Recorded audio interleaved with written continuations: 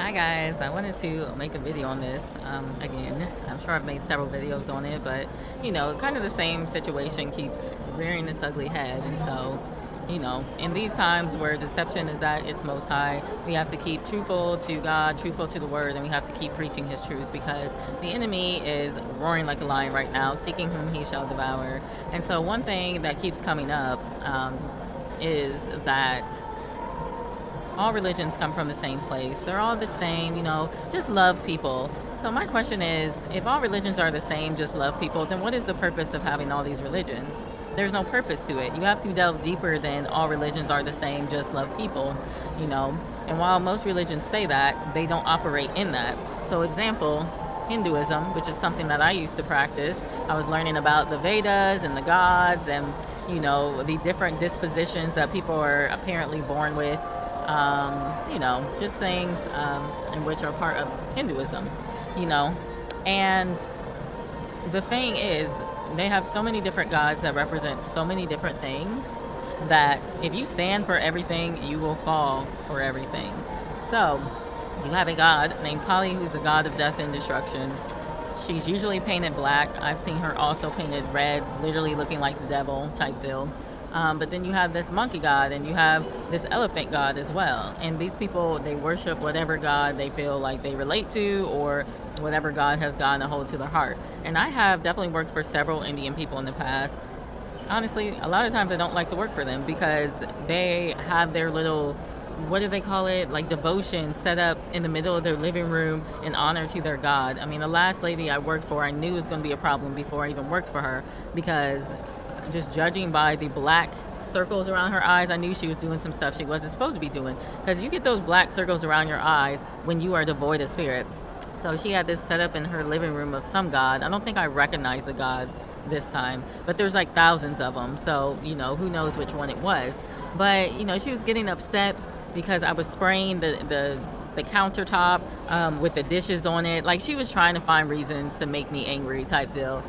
She got on me because I wasn't wearing a mask at her house, but she wasn't wearing a mask. Like I knew it was the devil type deal. And so because these people, they dabble in a lot of this spirituality and they have no discernment about the wickedness and the goodness, these two dichotomies, they basically just do whatever was passed down to them. And so this is the case when I went to India. These people are doing whatever's passed down to them. They have a caste system. They think, oh, well, you did poor in your life, and so that's why you're in the position you're in. I'm not going to help you. That's your fault.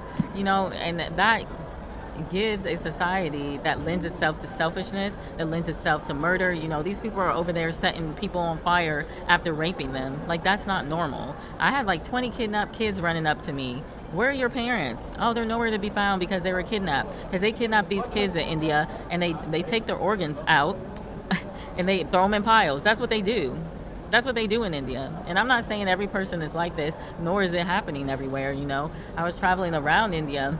I went to Mumbai, went to Goa, went to Kerala, Bangalore, up to Rishikesh, Varkala, and so, the southern part and the very northern part, they're usually more chill, like in any country you go to for the most part. And, obviously Delhi, that's close to the Taj Mahal, pretty crazy. Mumbai, pretty crazy. Bangalore, a little more chill because they've got universities there. It's like the tech hub, so people might be a little more educated and thinking about the things that they do. Goa is a place that a lot of Christians reside, like it's 70% Christian. And that was actually a really, really peaceful place. And everybody was walking around with like smiles on their faces. Like it was really crazy. It was nice. I wish I would have explored it more, but I didn't. But these other places, you don't know what's happening. Like I almost got beat up by a gang of kids when I was walking in the alley in Delhi, when I was in the hostel, one of the girls almost got raped by the hostel and they're in Mumbai. Like it was crazy. So this is because of their belief system. Your belief system has an effect on your environment and the people around you. Let's say you're in Miami and everybody in Miami, they want to be half naked, they want to have sex with people for money, they just want to party and that kind of thing. And Florida is one of the places where people get kidnapped a lot because of the things that they're doing. You're not hearing of certain crimes in certain areas because the belief system is different. So, this is just things to consider. Buddhism was the answer to Hinduism, going back to Hinduism, because they said that Hinduism was corrupt. Well, yeah, if you're worshiping the destroyer, then it probably is going to be corrupt. You don't care about each other. You think just because this person's on the street, they did something bad in their prior life, which, the Bible has something similar. We reap what we sow. But at the same time, if your brother is down in the pit, you don't just let him sit in the pit. You bring him up out of the pit. That's the difference between Christianity and their caste system according to Hinduism. So moving forward, Buddhism was the answer to that. But you will also see Buddha with a 5-headed, what's called a naga serpent around him. Serpents have meaning. They're not just there for a reason. I used to practice Kundalini yoga, and I did a Kundalini awakening and literally felt that energy come from my hips, the base of my spine, up and out of my head. And I was sick for a long time after that. And then I went to India, and I started to get some peace because I was traveling. Because when you travel, you usually only have you if you're not with someone else and your thoughts, and something has to come into fruition. God will start talking to you. That's why he picked the Israelites up from this place to that place and sat them here and sat them there. Traveling is a good thing. Many people go on pilgrimages when it's the time to do so. Do not be afraid of doing that. God has your back. But anyway, so also in Hindu art, they have this 5-headed naga as well. If you look at Krishna, he's kicking it with naga spirits, okay? And so nothing really changed. It's just they were tired of the corruption. They saw that their beliefs were not working, whatever the deal is. And so here comes Buddhism. I was looking into Bon Po, which was the religion of the Nepalese before Buddhism became the main religion. They look very similar to me, but, there's some differences. I didn't get a chance to read them all. But to say that every religion is the same, but yet have all these different religions, that's ignorant. You need to do your research, because Christianity is saying you need to love God above all things, and then you love your neighbor. If you love God, you will automatically love your neighbor. If you deny God, such as what they do in Buddhism, such as what they do in New Ageism and Kemetic religions, where they literally say you are God, or that everything is God, or that there's no God at all, then you're not going to love God first. So how can you love your neighbor? You got these monks, and God bless their souls, they do learn certain things, but they're sitting up in mountains. Like, you're sitting up in a mountain. What good is that doing for people that are down here in the world that are suffering? Like, what good is that doing for them? It's doing absolutely nothing. You need to come down from the mountains. And I'm talking about Christians too, because some of these people reside in heavenly places, but refuse to come down. And that's going to bring you down. God is going to bring you down for not doing his will. But these people are physically residing in mountains. I wouldn't say spiritually. I mean, they've got maybe hill country type deal. They've got some spiritual knowledge and that kind of thing. But you can't just remove yourself from society. When I help people, like today I helped people, I was having some health issues. Like, I don't want to give up too much information, but I was having some health issues. And then the crazy thing about it is I made a painting yesterday. It had a pink background and like some green botanicals. I went into an employment agency today, which I saw last night. Someone had mentioned this employment agency last night. Showed up today, not even knowing that employment agency was where I was walking around. The lady I'm talking to has a mouse, pink background, green botanicals on it. I said, that picture is meant for you. And after I had given her that picture, the issues I was having with my health went away. We have to help other people. Like, that is part of our calling. I don't know why God wanted that situation to happen. Only he knows. But when you're far away, disconnected from people for 30 years plus, being a Buddhist inside a temple, you're not doing too much. You're learning some things here and there. They may or may not be true, because you're not getting the experience outside of that temple in order to learn if it's the truth or not.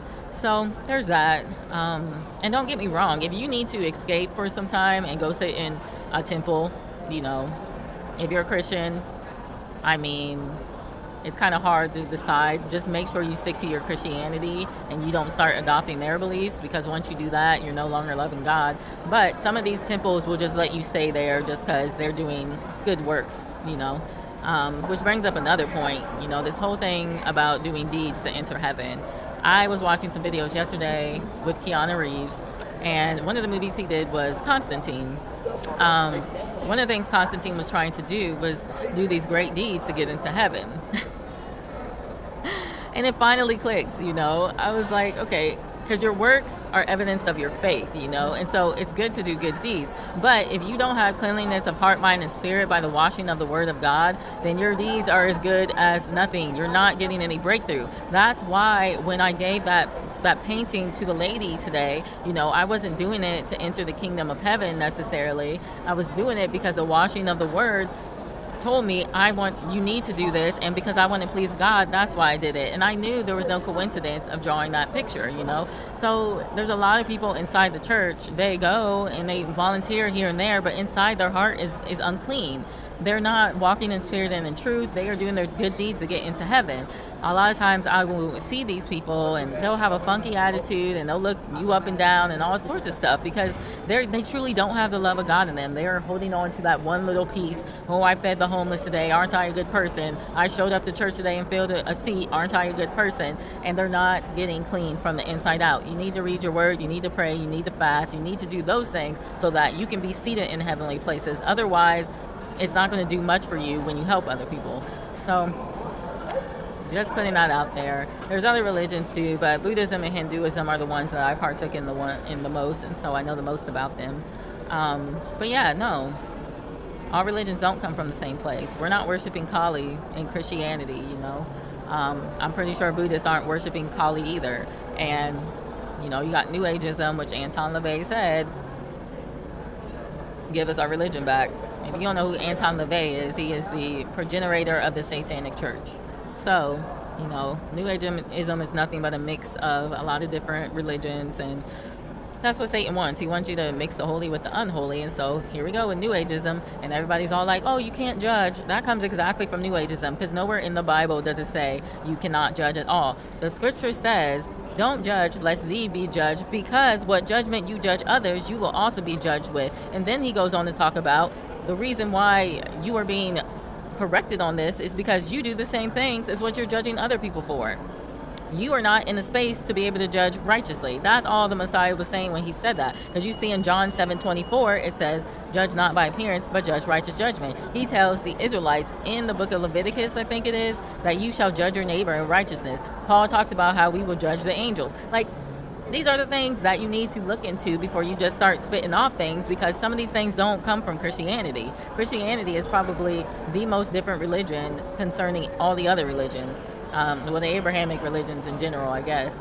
So, yeah, use discernment. Ask the Father. You have to study and read your word to know what the truth is. Otherwise, you're going to get deceived. You guys have a blessed one. Bye.